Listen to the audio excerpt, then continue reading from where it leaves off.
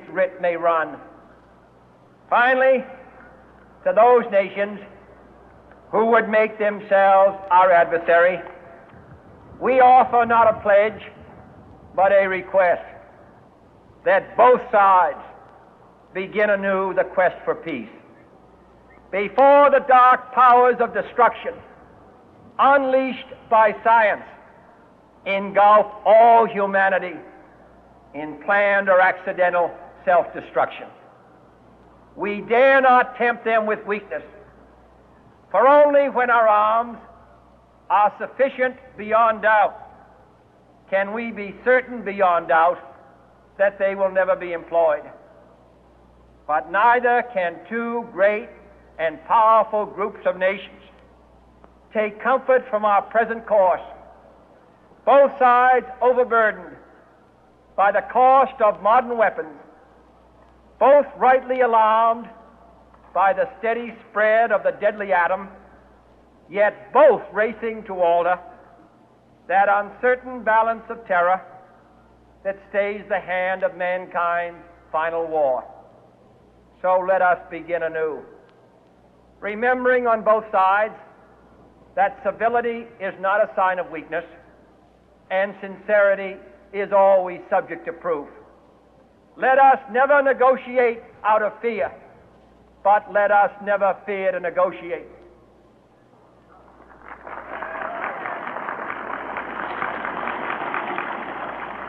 Let both sides explore what problems unite us, instead of belaboring those problems which divide us. Let both sides, for the first time, formulate serious and precise proposals for the inspection and control of arms, and bring the absolute power to destroy other nations under the absolute control of all nations.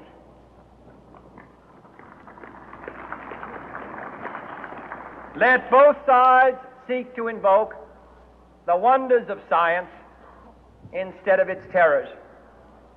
Together, let us explore the stars, conquer the deserts, eradicate disease, tap the ocean depths, and encourage the arts and commerce. Let both sides unite to heed in all corners of the earth the command of Isaiah to undo the heavy burden and let the oppressed go free. And if a beachhead of cooperation may push back the jungle of suspicion, let both sides join in creating a new endeavor, not a new balance of power, but a new world of law, where the strong are just and the weak secure and the peace preserved. All this will not be finished in the first 100 days, nor will it be finished in the first 1,000 days, nor in the life of this administration, nor even perhaps in our lifetime on this planet. But let us begin.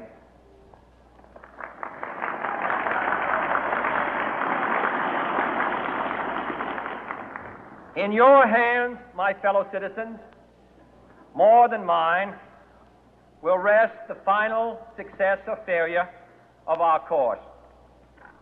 Since this country was founded, each generation of Americans has been summoned to give testimony to its national loyalty. The graves of young Americans who answered the call to service surround the globe.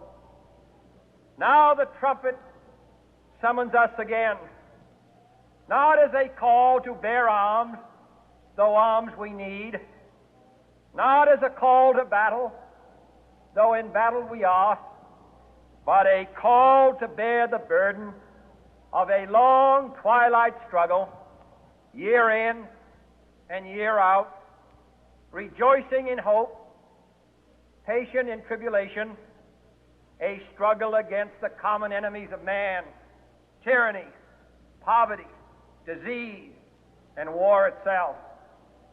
Can we forge against these enemies a grand and global alliance? north and south, east and west, that can assure a more fruitful life for all mankind. Will you join in that historic effort?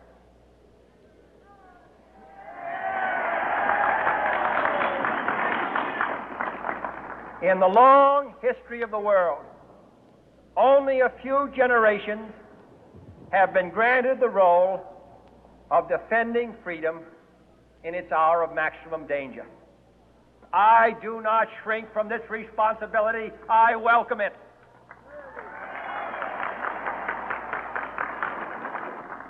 I do not believe that any of us would exchange places with any other people or any other generation. The energy, the faith, the devotion which we bring to this endeavor will light our country and all who serve it. And the glow from that fire can truly light the world. And so, my fellow Americans, ask not what your country can do for you. Ask what you can do for your country.